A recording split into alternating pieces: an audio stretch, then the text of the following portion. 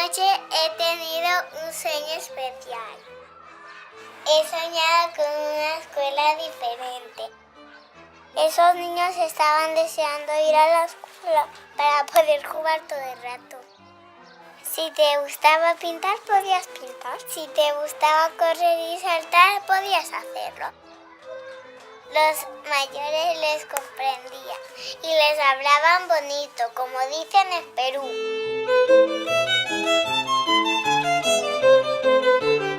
No hay exámenes ni hay deberes. No hacemos tareas como en la escuela, no tenemos un objetivo de aprender algo en el sentido de recordarlo, nada de eso. Generalmente solamente se da tareas y exámenes cuando los niños lo piden. Con los exámenes que conseguimos, pues que aprendas por el examen. Sentirse muy nervioso frente a exámenes. Y esto de estrés no sirve para un aprendizaje integral. Porque si tiene que aprender algo para una buena nota, para complacer a mamá o papá o el director o el profesor, y sabe que al final si tiene una mala nota, va a ser duro, va a decepcionar a una tercera persona, eso es muy duro. O sea, yo como persona, mi vivencia con los exámenes ha sido siempre como que me preguntaban lo que no me interesaba, ¿no? O sea, a mí me encanta estudiar realmente y siempre he estudiado de una manera como muy espontánea y como muy libre, pero luego sacaba muy malas notas porque realmente me había ido por caminitos que no iban a preguntar luego en el examen. El tema de los deberes, ahí la primera pregunta es, ¿tienen sentido los deberes que le han mandado a mi hijo? Yo no sé de dónde salen los deberes, realmente no sé cuál es el origen de los deberes y no sé cuál es realmente el objetivo de los deberes. Bastante hacen los niños en el cole, 8 horas, como para además llegar a casa y tener más deberes, no tiene sentido. Lamentablemente en la escuela pública muchas veces no tiene ni un sentido el deber que le han dado. Yo creo que en realidad los deberes servirían para que los padres de las escuelas tradicionales se den cuenta de que el sistema educativo no sirve para nada, porque ellos no recuerdan nada, no pueden ayudar a sus hijos en los deberes porque no se acuerdan. Tú no deberías de enseñar 2 por 2, 4, no tiene sentido. El niño te lo recita, pero no tiene ni idea lo que está diciendo. ¿Quién se acuerda de la geometría cuando es abogado? No se acuerda, o sea, te acuerdas de la geometría si te ha gustado la geometría, ¿no? Es a través de manipular y manipular y manipular que al final se te queda por dentro. Igual que conducir un coche o ir en bici. De tanto ir en bici, al final sabes ir en bici. Nunca jamás se te olvida. Muchas veces las tareas solo sobrecargan al niño y le roban tiempo muy importante que él podría actuar con otros niños jugando, lo que es una oportunidad increíble de aprender muchísimas competencias para la vida. No es que me pongo en contra de mi hijo, me alío con la profe, en plan, tienes que hacer la tarea y a tal hora, y si no terminas, pues te quedas sin salir al parque. No, porque yo sé que lo que mi hijo necesita es salir y moverse y correr. Él estaría mucho mejor cocinando conmigo, leyendo un cuento o cualquier otra cosa para un paseo por la playa, me parece un poco más interesante. Nada más entrar, los niños entran y tienen acceso al material. Los niños llegan, se ponen a jugar de manera libre, la maestra hace alguna actividad que tenga sentido, sobre todo algún proceso real, o sea, no es que hacemos plastilina, sino que, por ejemplo, la manera de modelar es hacer pan que nos lo comeremos mañana, es decir, cosas reales con sentido y que el niño si quiere interviene y si quiere no interviene. Podemos estar un día visitando un museo y estar 7 horas viendo cuadros y eso está tan bien como estar un día toda la mañana viendo películas, porque con eso también se aprende.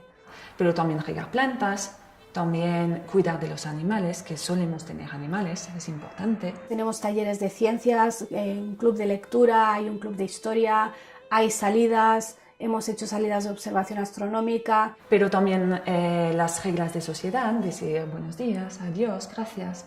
También todo esto hace parte de la vida práctica. O sea, no hacemos nada que la gente que está mentalmente escolarizada se pueda imaginar o pueda entender. Tenemos una reunión semanal en la que tomamos las decisiones de tipo organizativo que tenemos que tomar. Contamos con una asamblea semanal, que es un lugar de encontrarnos, de plantear conflictos. Hay una asamblea que hacen los del grupo de infantil, hacen sus asambleas concretas porque es verdad que bueno, las necesidades normalmente en esa edad son diferentes. Plantear proyectos de que distintos puntos de vista puedan ser compartidos y en algunos casos llegar a acuerdos y en otros casos reconocer que somos distintos. Todos estos temas pues se resuelven pues hablando y organizándonos.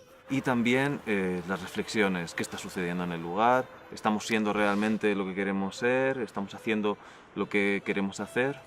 La idea es que el proyecto esté gestionado por todas las personas que lo conformamos, es decir, niños y niñas y adultos, ¿no? En el caso del jardín del planteamiento Waldorf no existe la asamblea, no hay asamblea.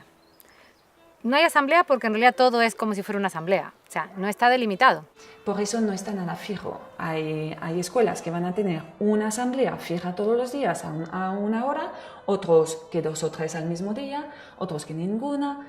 Todo es fluido porque somos únicos y el grupo que se forma en nuestra clase es único. Si tu hijo no quiere aprender, le pasa algo grave a tu hijo. El aprendizaje se produce, como dice uno de mis maestros, Daniel Greenberg, desde que te levantas hasta que te acuestas, desde que naces hasta que mueres, estás permanentemente aprendiendo. Nacemos para aprender, no podemos dejar de aprender, o sea, es que hemos nacido para ello, ¿no? Intenta durante un día no aprender nada, verás que no puedes. Es imposible. El aprendizaje es un proceso que va de dentro a fuera. Que es algo activo. Es lo que hace el niño, lo que hace el que aprende, que es la parte importante. Porque si tú quieres aprender, vas a aprender. Porque está integrado con el deseo. Tú cuando te interesa aprender a tocar la guitarra porque tú quieres, tocas. Pero si le aprendes una poesía por tener una buena nota, por que tu mamá te diga muy bien cariño... Puede ser vivido como violencia, porque ahora no quiero aprender esto, pero me están obligando. La enseñanza puede ser invasiva, puede ser una agresión. Cuando yo intento enseñar algo a alguien que no está interesado o que no está capacitado, eso es una agresión. La enseñanza es un proceso que va de fuera a adentro. Alguien de fuera enseña a otra persona, ¿no? Entonces no es un aprendizaje que quede tan integrado. Cuando te meten en el conservatorio de pequeño, una gran mayoría aborrecen la música, por lo menos durante unos años, ¿no? Otros, pues, tienen más dones para la expresión musical y en 2 años son capaces de hacer casi 4 años de conservatorio de piano. Te pongo ejemplos reales, ¿no? Y en nosotros mismos podemos tener un ejemplo, o sea, seguramente, bueno, yo vengo del sistema educativo tradicional, pero sé que lo que he aprendido en mi vida, porque he querido aprenderlo, lo he aprendido muchísimo mejor y he tenido unas ganas inmensas. Me he tirado horas enfrascada en un aprendizaje porque me ha apetecido a mí, he querido seguirlo, ¿no? Esa es la clave de la cuestión, que no todos aprendemos igual, no hay un sistema mejor que otro. Cada uno tiene sus dones, cada uno tiene sus talentos y encuentra su manera.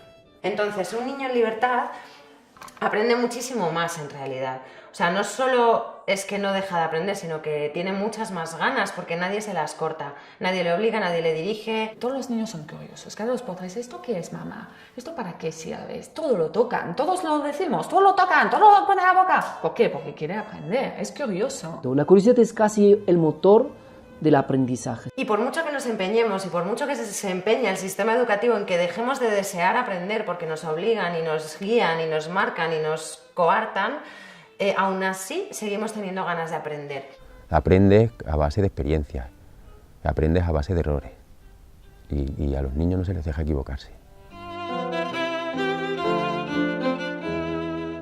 El número de niños que hay por aula y el no poder decidir nunca o recibir una atención individualizada, el que no hubiera un respeto por los ritmos, que no se pudiera jugar más tiempo que hacer fichas, que cosas que tú recordabas de la escuela que no te habían gustado, ¿no?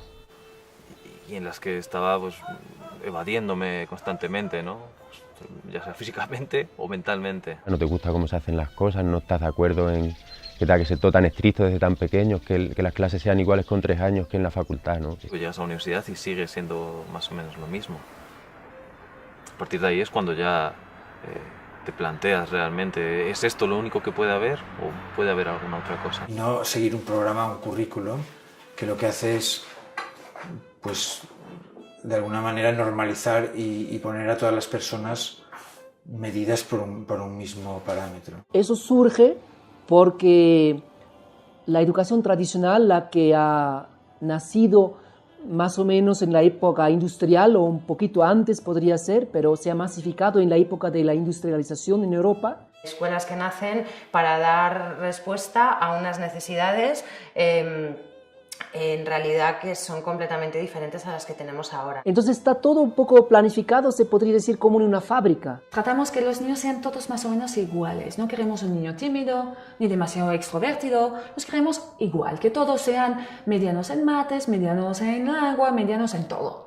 No puedo entender que en un grupo de 30, 40 personas se pueda intentar que todos los niños sean educados de la misma forma.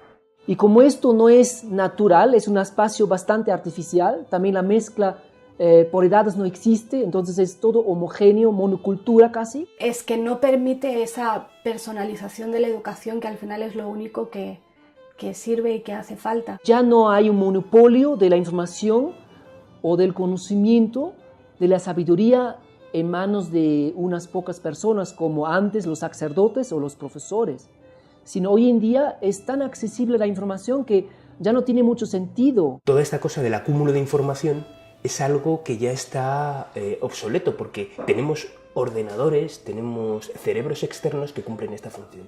Así que nosotros nos tenemos que dedicar a lo que es esencialmente humano, y lo que es esencialmente humano son, entre otras cosas, las relaciones personales. Justamente lo que la Tierra, el mundo, el planeta necesita no son ordenadores en nosotros, justamente lo que necesita de nosotros es lo que nos hace puramente humanos, ¿no? Lo que nos diferencia radicalmente de cualquier máquina. Y esto es precisamente lo que la escuela tradicional está matando desde el primer día, ¿no? Yo creo sinceramente que lo más importante es enseñar a nuestros hijos justamente eso, cómo encontrar la información.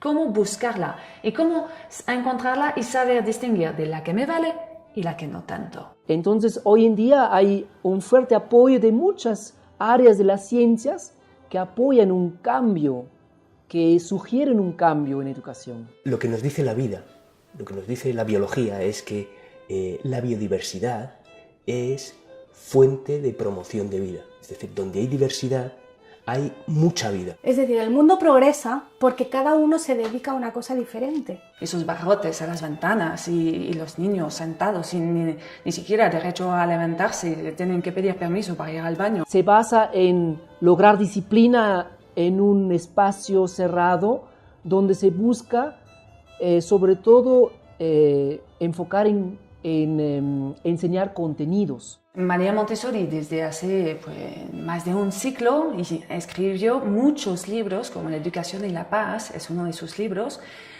diciendo todo lo que estoy diciendo, que ya a su época comparaba la escuela normal, para llamarla de una forma, con una preparación para la guerra.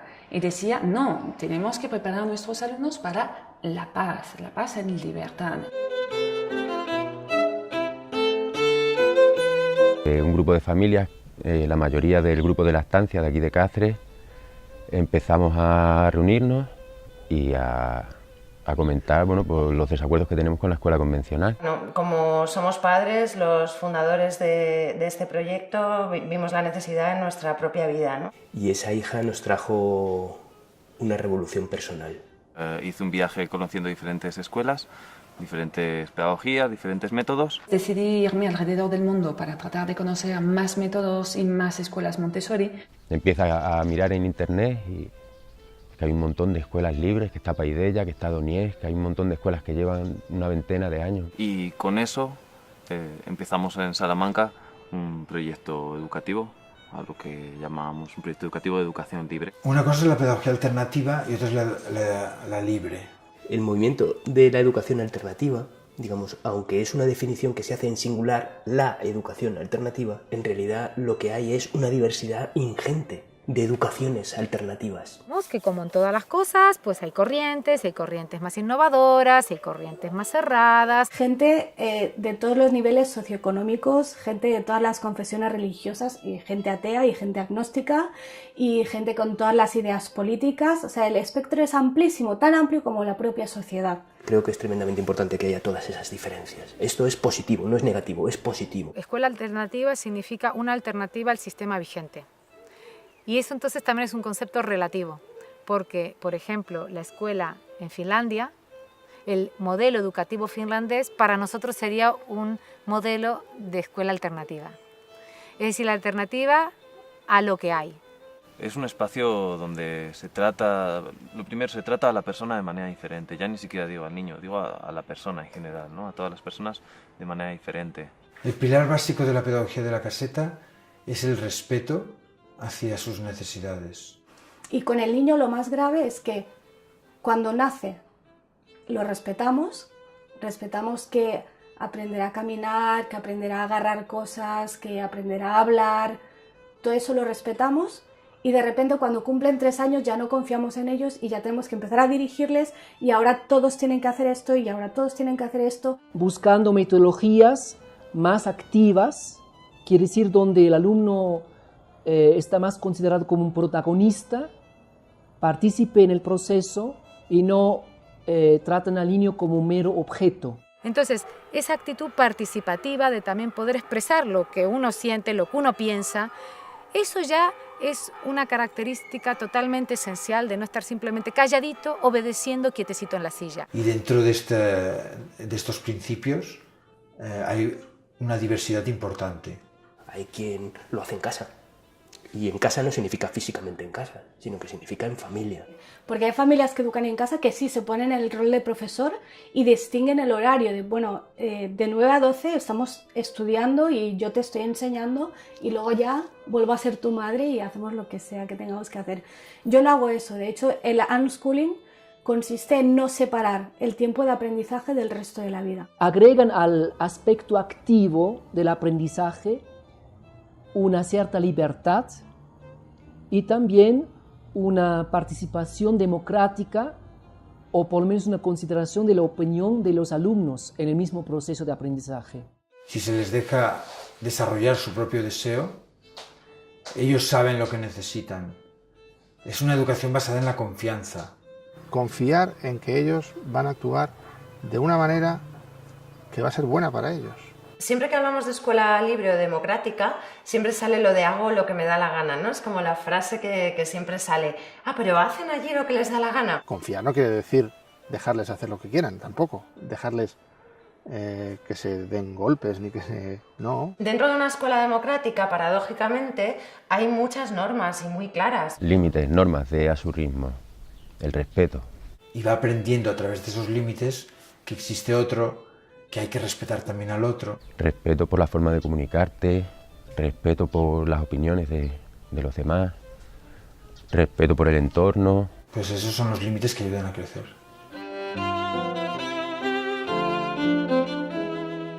Para nosotros es misión fundamental de los adultos que el entorno sea relajado y seguro, para que todo el mundo pueda no estar a la defensiva, sino tenga la oportunidad de mirarse a sí mismo con seguridad y hacer aquello que siente. Tienes que preparar muy bien el ambiente, el entorno, que tiene que ser cómodo, cálido. María Montessori llama a sus escuelas la casa de los niños. Después, la práctica psicomotriz también aporta una metodología por espacios. Y lo muy divertido es que todo el mundo en España habla de la educación con rincones. Y eso a mí me parece divertido porque la que inventó los rincones es María Montessori, pero María Montessori no los llamó rincones, los llamó espacios. El mismo proyecto se divide por espacios y cada sala a veces también a su vez está dividida por espacios. De hecho, es difícil para un niño o un adulto que no conoce el método Montessori entrar a una escuela y decir eso es mates, eso es lengua. Es casi imposible. Sino que todos pueden ir a las habitaciones correspondientes y usar el material y después devolverlo al sitio. Obviamente todo a la altura de los niños. Cuando digo todo va desde el reloj, desde una imagen hasta el material. Excepto en el laboratorio, que hay material peligroso y delicado, todas las habitaciones, todos los espacios tienen, el material está al alcance de los niños. Que, por ejemplo, tengas un montón de material al alcance de tu mano, que no tengas que pedir permiso para cogerlo. Y bueno, este espacio grande tiene una zona de artística, una mesa que sirve además también como para reunirnos, para hablar. Es una mesa muy grande en la que cabemos todos. Hay sillas, hay mesas, pocas, no hay una por niño, sino que hay, ¿vale? Suelen ser ligeras y obviamente de madera. Y luego hay otra sala que es un poco más grande, más amplia y más más vacía, con unas colchonetas y donde es la llamamos la sala de movimiento. De repente crees que no hay nadie y aparecen dos debajo de un colchón. Y esa habitación la verdad es que la que menos cosas tiene y la que más movimiento recibe. Si necesita mover el cuerpo, encuentra su lugar. Si necesita una actividad más tranquila, plástica, también encuentra su lugar. Y luego hay una cocina muy grande donde hacemos talleres de cocina, aprendemos recetas, experimentamos y así. Por definición, cuando dos personas están juntas y conviven juntas, hay conflicto. Permitir a niños que estén jugando hora y media juego libre ininterrumpidamente es el mejor caldo de cultivo para los conflictos y para su resolución. El nivel de conflictividad, de pelea, como decías en tu pregunta, es extremadamente bajo. Lo que está claro a lo mejor es que no hay una manera concreta de resolver un conflicto, no hay una receta para resolver conflictos. Esa sencillez ya da mucho menos competitividad, o sea, ya promueve menos al conflicto. Sabemos que hay espacios más conflictivos y espacios menos conflictivos. Para nosotros, el conflicto es prioridad. Las relaciones humanas son prioridad, porque nadie puede desarrollarse a sí mismo si tiene que estar a la defensiva. O sea, siempre nos estamos moviendo entre un espacio de seguridad, porque el espacio creado por el adulto es un espacio de seguridad, y el permitir la máxima autonomía. Y nosotros definimos este lugar como un lugar donde tenemos que aprender a saber hasta dónde nos podemos expresar, porque los demás también tienen su necesidad de espacio de expresión y nos vamos a rozar. La primera idea es que el conflicto lo pueden resolver ellos. En principio deben resolverlo ellos. A veces es peor intervenir y el conflicto se resuelve peor si interviene un adulto o dos adultos que entre ellos. Si hay un momento de físico, de empujones, metes las manos por medio sin decir nada y te esperas a ver si son capaces de intentar hablar. No permitir que la agresión se dé, digamos que suba el nivel de agresión, ni verbalmente ni físicamente. Uno puede decir todo aquello que siente sobre la otra persona, sobre lo que sintió con la otra persona hizo. Intentas no meterte y sobre todo no dar tu opinión. Sin tomar partido por uno de los dos, sino intentando que siempre sea algo lo más objetivo posible. Ni a lo mejor sabes si esa persona ese día viene más revuelta. Algunos pues han vivido situaciones muy difíciles, otros no. Unos piensan de una manera, otros piensan de otra. Entonces partimos de la base que en todo caso todos son víctimas como mucho. Sin juzgarlos, mediar en los conflictos para que todo el mundo tenga la oportunidad de escuchar el punto de vista del otro y en ocasiones se llegue a acuerdos y en ocasiones pues se constate que hay diferencias. Y luego es muy bonito también ver qué normas surgen a partir de ahí. Y aparte, después reflexionar sobre si como hemos actuado es como deberíamos haber hecho, si podíamos haber hecho alguna otra cosa que hubiera sido más justa para todos, bueno, o que hubiera llevado a otra solución. Es que es una maravilla, ¿no? Lo que se puede llegar a crear, ¿no? y a solucionar y de qué forma, ¿no? Gran parte de lo que eres como adulto se lo debes a lo que fuiste como niño, por lo tanto sí que va a ser muy importante qué tipo de relaciones has tenido, cómo has sido educado, ¿no? Todas las fases que vas a tener de mayor las pasas primero de niño. Vemos que tanto más pequeño es el niño, tanto más huella deja lo que hacemos para el resto de su vida. Entonces, si tú de niño has tenido la opción de construirte herramientas, cuando seas mayor te vas a poder adaptar. Sin duda. La capacidad para mirarse dentro tiene que ver con cuáles han sido tus experiencias emocionales, sobre todo en la primera infancia, ¿no? Es donde más responsabilidad hay, porque ahí es donde se crean las bases de la persona. Para nosotros Guaira no es el espacio donde ellas se educan. No me gusta llamarlo espacio educativo porque creo que es solamente un elemento más de su desarrollo. Porque la educación es eso, está todo unido. Aprenden a escribir igual que aprenden a hablar, igual que aprenden a caminar. Lo que recibimos son muy pocas iniciativas para aprender a leer, digamos como un taller formal para leer, para escribir o para sumar o para la aritmética básica. Tanto el tema de la lectura la lectoescritura como el tema de los números, se da de una manera espontánea. Lo importante no es leer y escribir, lo importante es comunicarse. La lectura y la escritura son aprendizajes instrumentales para lograr un fin que es la comunicación.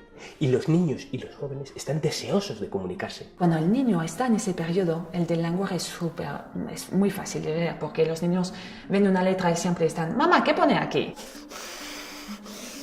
¿No? O sea, si un niño está escribiendo así es que no está preparado para escribir todavía, porque vemos que toda la atención está puesta en controlar este cuerpo totalmente descontrolado. Pero a lo mejor con 7 o 8 años no saben leer. Y con 10, yo he visto chavales en escuelas con 10 que estaban aprendiendo a leer.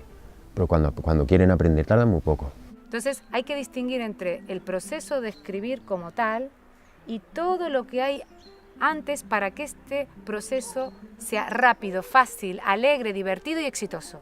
Un niño de 2 años que me dice, tengo sed, dame agua, le doy agua. Si ese mismo me dice, tengo sed de conocimiento, quiero aprender, ¿quién soy yo para decirle, no cariño, tienes 2 años, espérate a 7 años? No tiene sentido. Y nos damos cuenta, sin embargo, que los niños saben hacer esto, pero no lo hacen a través de lo que denominamos en la educación convencional clases. Partimos de la base que no hace falta, que con ser una vivencia es suficiente. Y lo aprenden de manera libre y espontánea, sin que nosotros pongamos ahí una intención. Porque las matemáticas es la vida misma, todo es matemática. Un pastel que lo separamos, cuántos somos, lo dividimos, pero todo en lo inconsciente. No se hace ningún llamado a que esto entre en un plano consciente. Simplemente sabiendo contar hasta 10 y ciertas reglas de juego, eran capaces de hacer divisiones por 2 cifras sin saberlo. Siempre pongo el mismo ejemplo. Cuando coges una receta de cocina, ¿qué tienes que leer? Lo primero, leer. Eso es lengua. Pero luego tienes que calcular, porque las recetas suelen ser para 4 personas. ¿Y qué hago si tengo 8 personas? Multiplicar. Eso es matemática. Entonces está todo unido. No deberíamos nunca separar las materias. Y luego se comen el pan, además.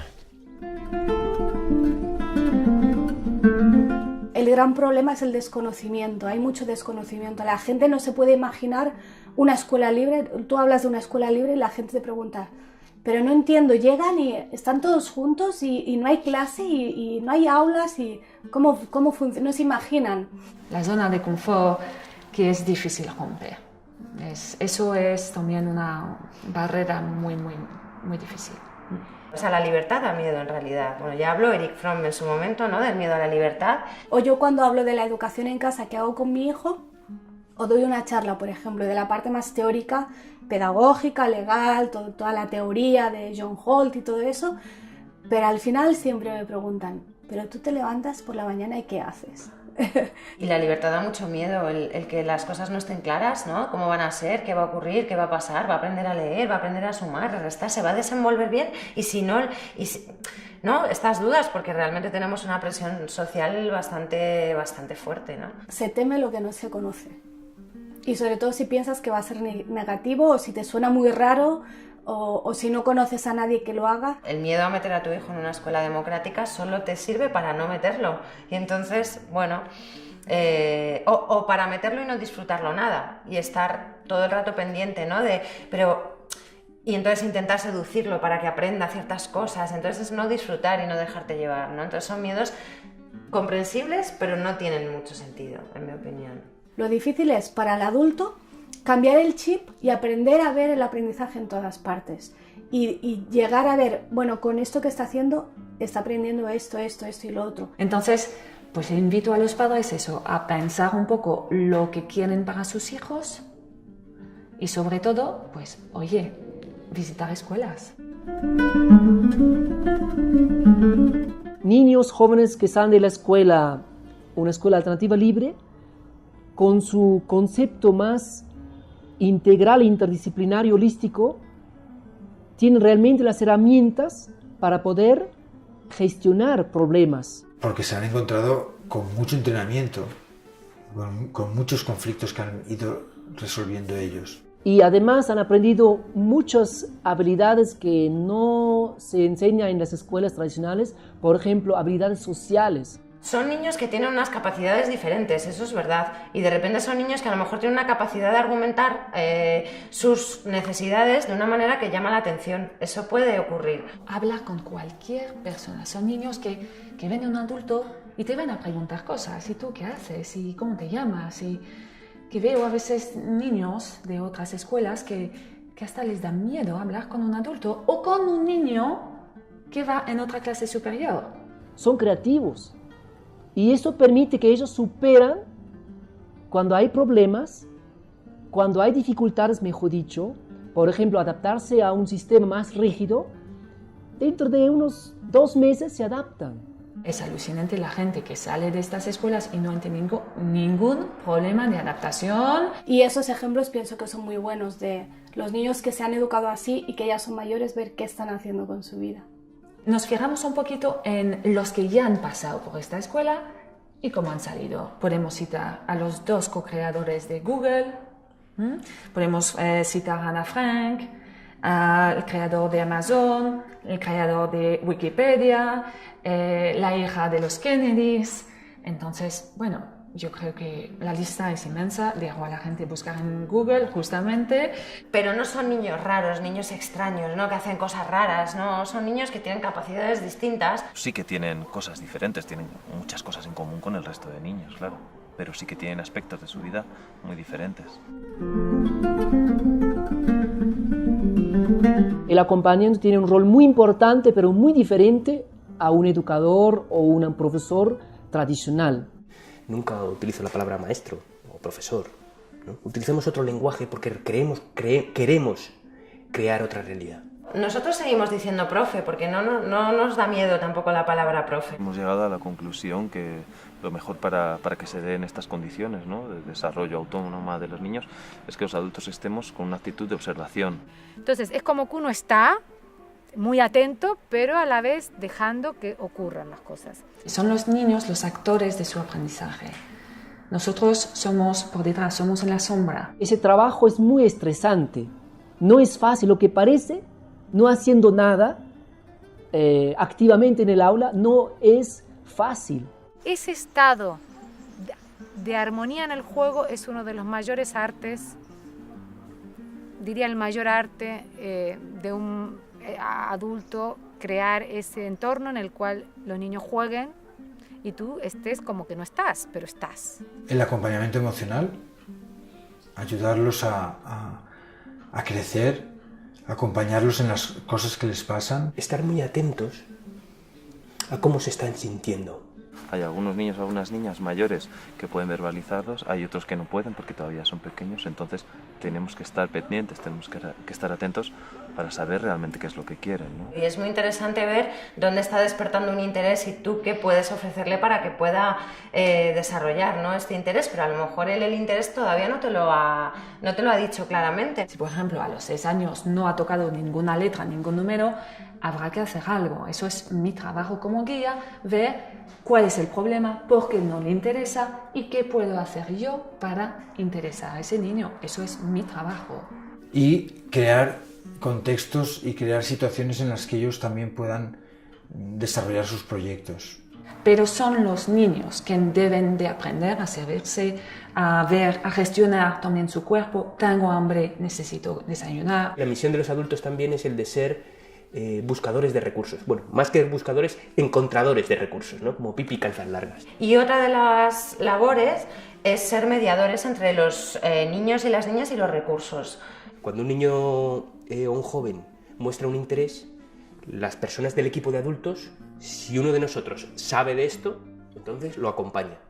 Si dentro del equipo de adultos no hay una persona que sabe de esto, te pongo por ejemplo karate, ¿no?, pues entonces buscamos en el entorno de las familias qué padre o qué madre sabe de esto. Lo que han visto, ¿no?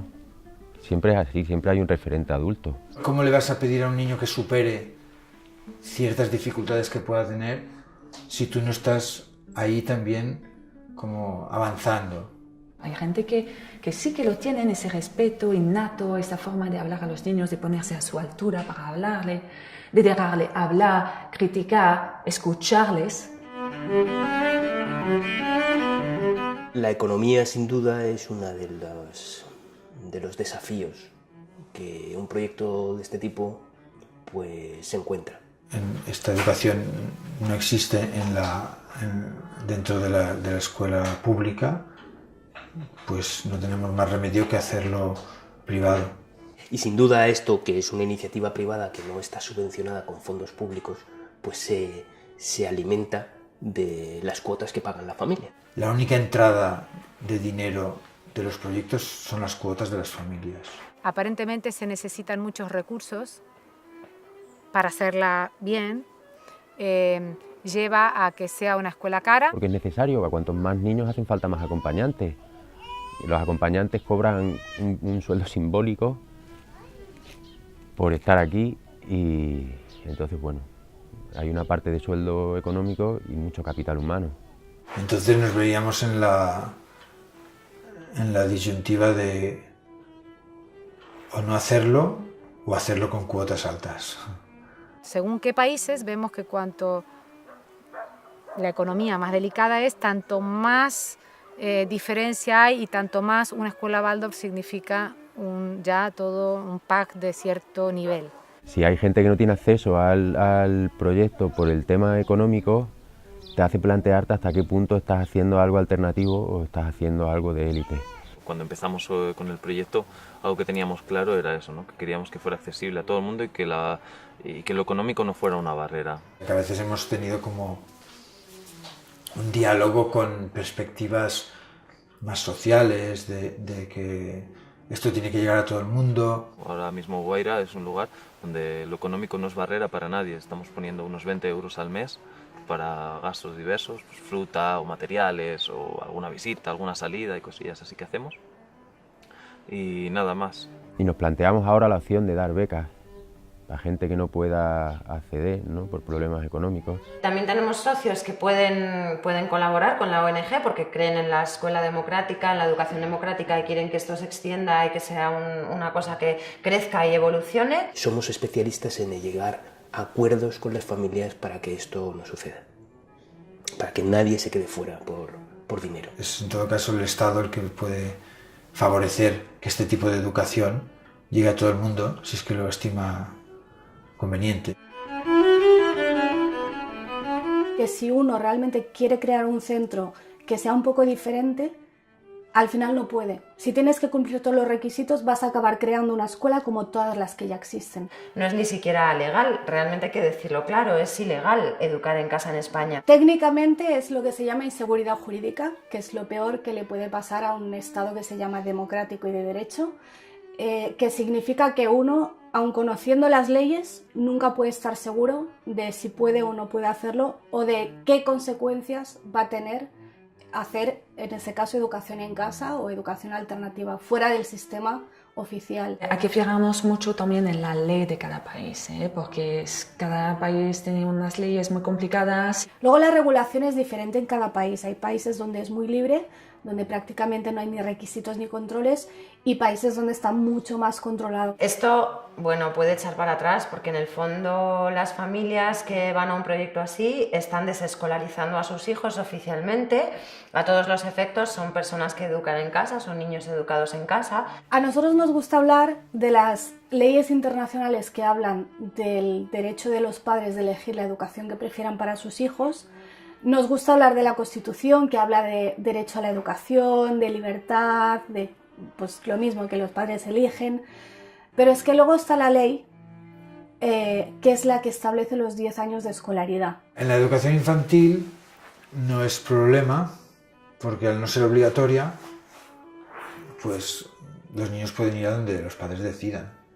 Después, tanto con la LOE como con la LOMCE, se pasa de hablar de educación obligatoria a escolarización obligatoria. Solo con ese cambio de término ya se nos ha caído el invento.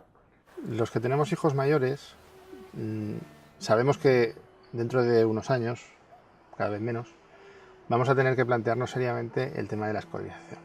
El problema es que aquí se está interpretando restrictivamente, incluso el propio Tribunal Constitucional lo interpreta de forma muy restrictiva y entiende que escolaridad significa escuela presencial en un centro docente homologado por el Estado y nada más. De hecho no existimos como actividad, ¿no? Entonces en cada ayuntamiento pues se va resolviendo como se puede. Y no se admiten tampoco las llamadas escuelas libres porque no cumplen los requisitos de creación de centros docentes que la ley establece. Entonces, cada proyecto está constituido a su manera. Habrá proyectos que son asociaciones, otros son empresas. Otros que son gabinetes psicopedagógicos, pero que ofrecen un espacio de educación alternativa. Ojo de Agua es una sociedad limitada. Hasta ahora nos hemos constituido como asociación. Pues nosotros funcionamos como una ONG que ofrece servicios y cobra por estos servicios. Muchas personas no tienen ningún problema, pero hay personas que sí se ven perseguidas por la administración. No es una persecución activa, tampoco es que el Estado esté pasando lista todos los años para ver qué niño no está escolarizado, pero sí que a veces se han dado problemas. Por la vía legal en primaria es complejo. Se puede hacer y hay muchas soluciones que se han creado, ¿eh? Algunas sí se han conseguido homologar, algunas están como escuela privada extranjera. Lo único que ocurre es que, bueno, como mucho lo peor que te puede pasar después de un proceso larguísimo judicial de servicios sociales, tal, lo peor que puede pasar es que te obliguen a matricular a tu hijo en un colegio tradicional. Hay gente que educa en casa que nunca ha tenido problemas, hay gente que la han obligado a escolarizar, hay gente que ha tenido un expediente abierto y luego se ha archivado. Hay muchos expedientes que nunca se han archivado oficialmente, pero que se han quedado ahí, no sé si olvidados en un cajón, no sé si adrede o por descuido, pero que llevan años que ni avanzan ni se cierran. Me dijeron una vez a mí, te tragas alguna espina, pero te comes el pescado. Nosotros definimos la familia como el ecosistema más esencial para el desarrollo sano de los niños y de los jóvenes, de los seres humanos. Las familias es un pilar fundamental. Hay una forma de incluir a la familia dentro de la escuela y que no sea la escuela por un lado, la familia por otro y los niños no sepan de verdad, ¿no? O que haya una coordinación entre los profesores y los padres y una comunicación y se hagan las cosas a la par. De hecho, nosotros decimos que es condición que haya líneas de comunicación permanentemente abiertas entre los padres y el equipo de adultos para que lo que pase en la casa se trasvase la información a Ojo de Agua y lo que pasa en Ojo de Agua se trasvase la información a la casa. Aparte de eso está toda su implicación humana en las reuniones que hacemos juntos y compartimos cómo vivimos la educación. Claro, esa implicación también se aprecia en lo difícil que resulta encontrar personas que sigan el proyecto.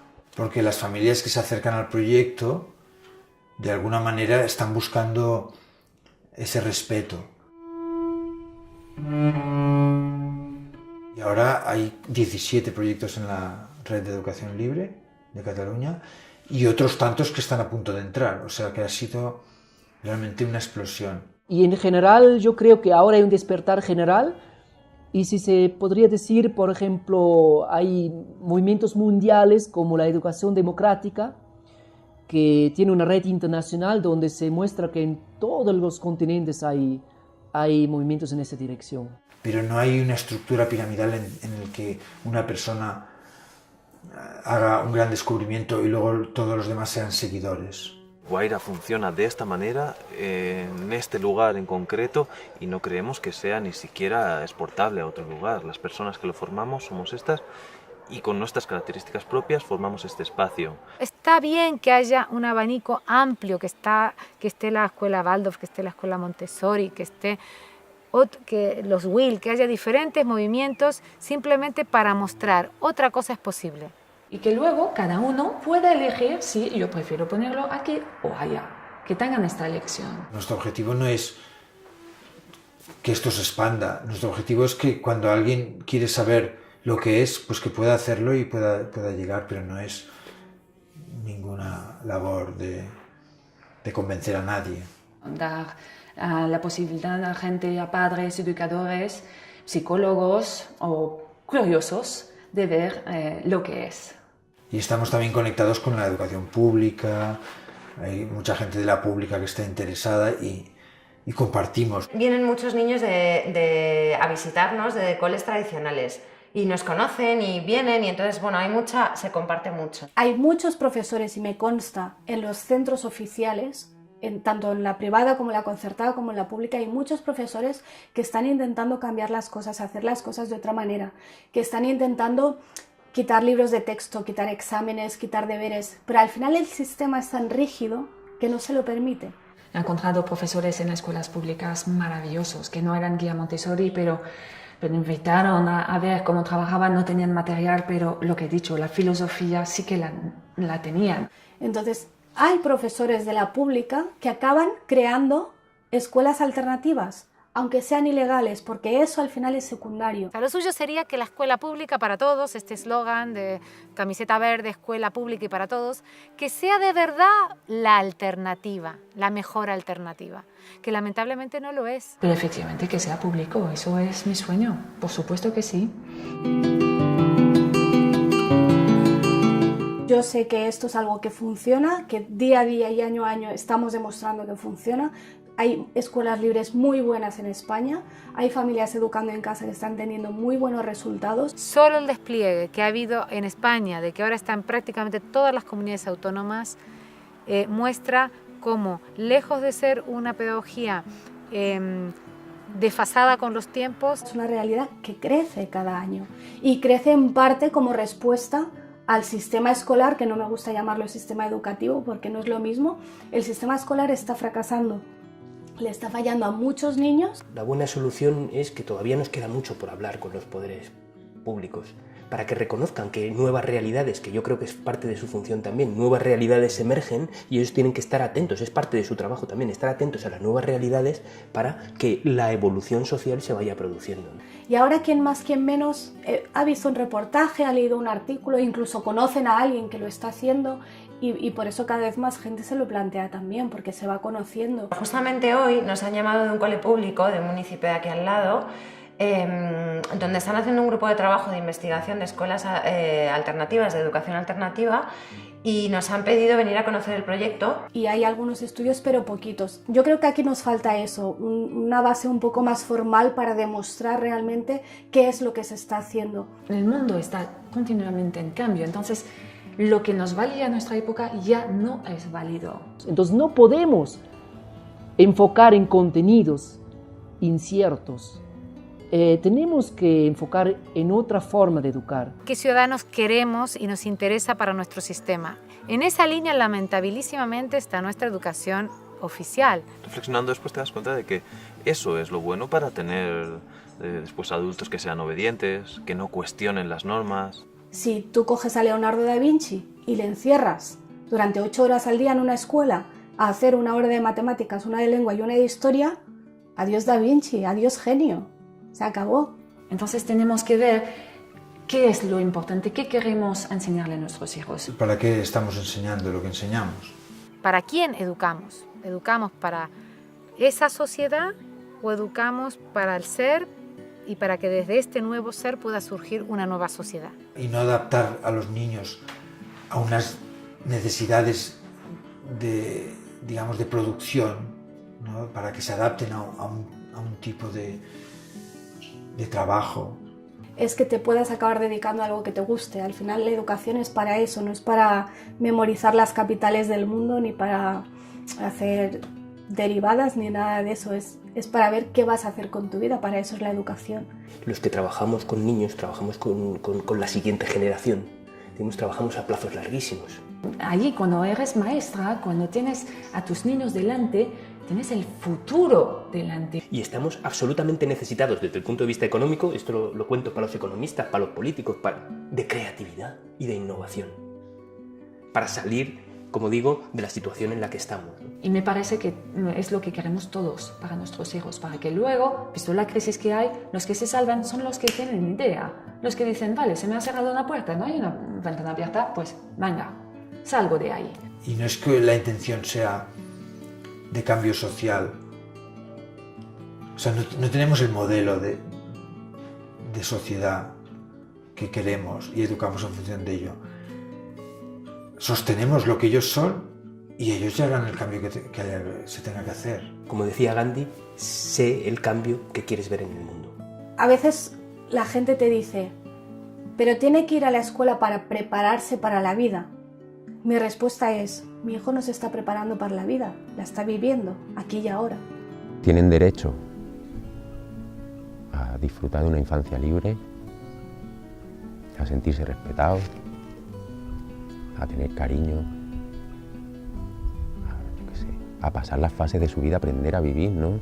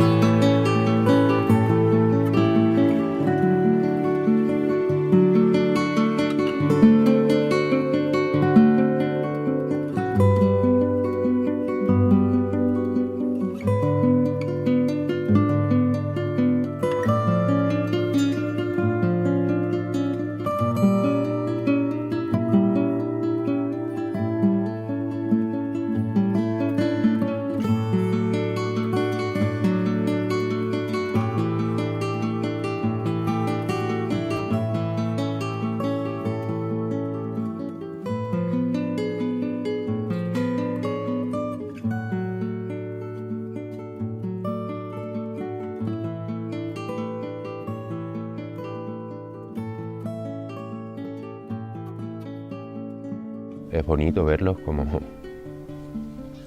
Me emociono y todo. Ay, a mí se mueven mucho.